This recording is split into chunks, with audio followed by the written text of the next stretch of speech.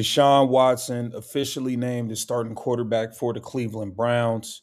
What happens when an entire professional football franchise decides to actively punt an NFL season before it even officially begins, simply to protect the fragile ego of a highly paid veteran? We are currently witnessing one of the most disgraceful, completely manufactured front office cover-ups in the modern history of the Cleveland Browns. For months, the coaching staff desperately tried to convince the public that the quarterback battle was giving this dude $45-50 million. We can't afford to cut him. And he's playing, period.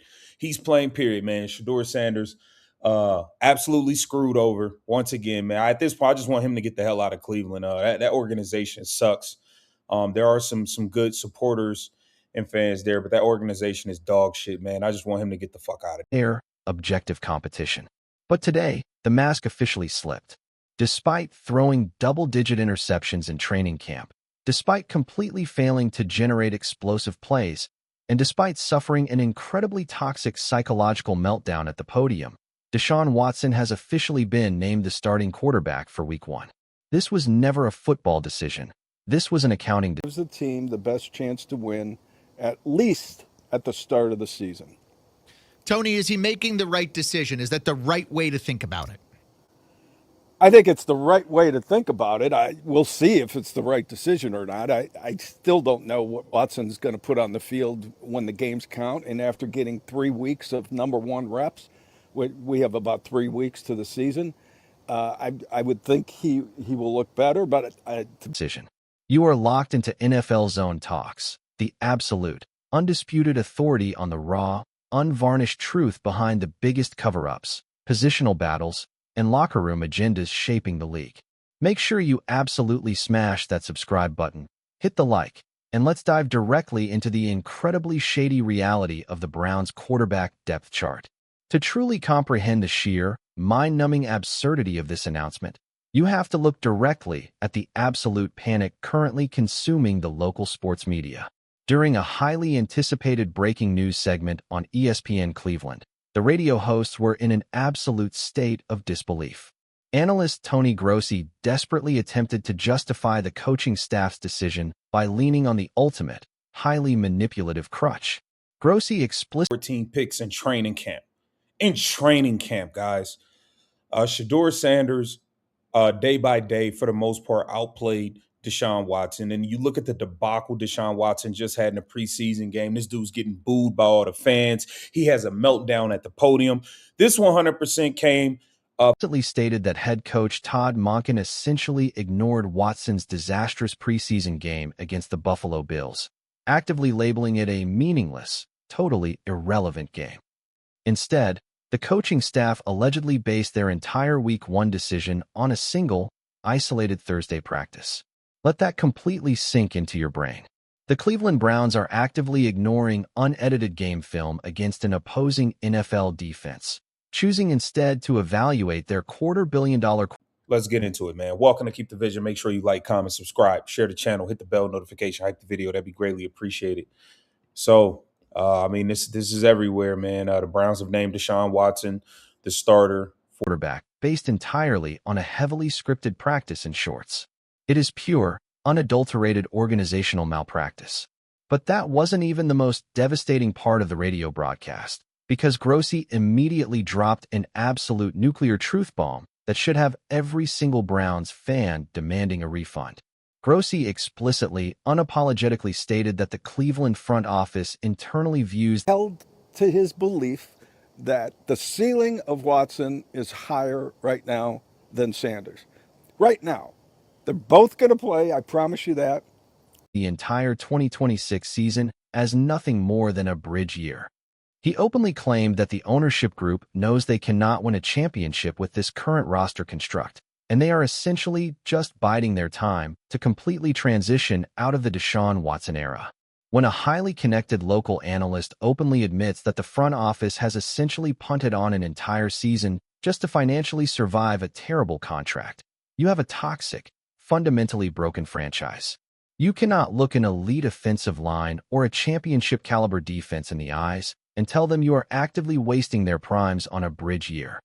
This staggering level of organizational complacency perfectly highlights the devastating reality currently plaguing the rest of the Cleveland quarterback room. The hosts on ESPN Cleveland actively pointed out that throughout the entirety of training camp, Deshaun Watson was, at absolute best. He loses the first two games, which the Browns are playing two teams that are both projected to win their divisions this year. Okay, let's put it that way. Jacksonville won 13 last year, and Tampa's expected to be pretty darn good this year. And he loses to Baker. Do you think they're going to start Shedeur at home, or do you think that they would put Watson back out there in front of those? Incredibly inconsistent. He never definitively separated himself from Shedeur Sanders on the practice field. Yet, Grossi claimed that Monken is essentially handing Watson the ultimate mulligan.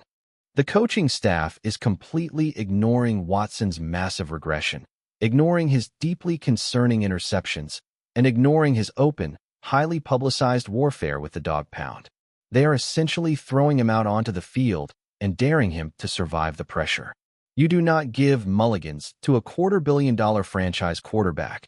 You demand absolute. I got a feeling that Shedeur probably will take the field when they come home to face their fans in the Carolina Panthers. I'm Aaron Goldhammer with Chris Oldak. As our breaking news coverage gets going here, we bring in our Browns analyst, Tony Grossi, who joins us now. Tony, I know you're not totally unwavering excellence. And this massive, highly political decision forces us to look directly at the incredibly dangerous schedule looming over the Cleveland Browns. The team is forced to open the season on the road against two highly aggressive, playoff-caliber rosters, the Jacksonville Jaguars and the Tampa Bay Buccaneers.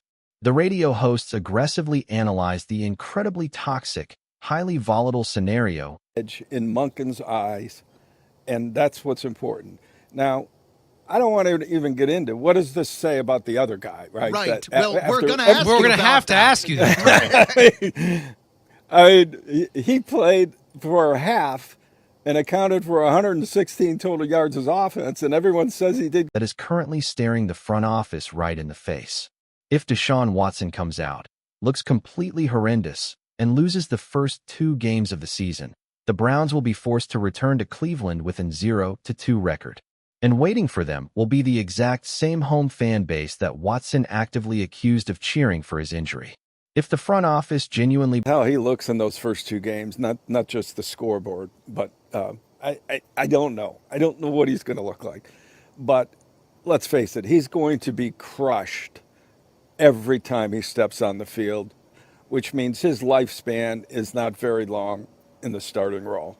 It just isn't. Monken is giving him the ultimate mulligan here.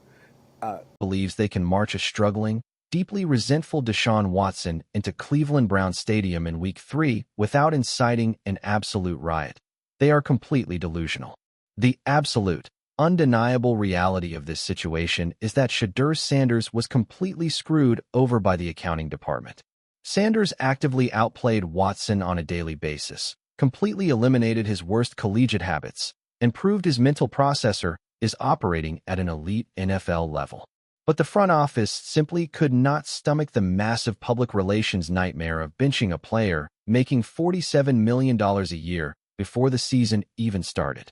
They are actively choosing to protect their massive financial investment over putting the absolute best football team on the field. But they're trying to get past this Watson era and move on to the next quarterback era next year.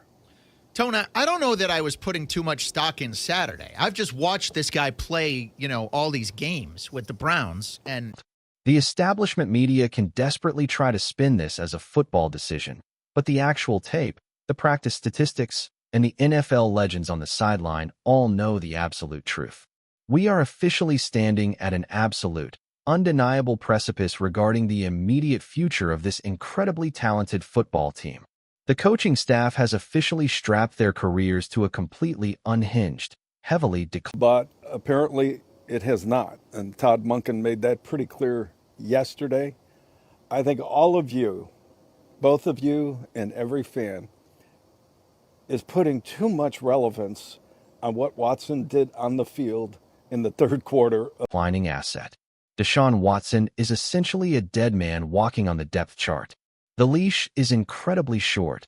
The fans are absolutely rabid, and Shedeur Sanders is standing on the sidelines with terrifying confidence, simply waiting for the inevitable collapse. I want to hear your absolute raw, unfiltered thoughts down in the comments below. Do you genuinely believe the Browns' front office internally views this as a bridge year? And exactly how many weeks into the regular season will it take before the fans force the organization to start Shedeur Sanders? Drop your absolute best, most aggressive takes below. Make sure you hit that subscribe button to keep your notifications on. And I will see you all in the very next deep dive.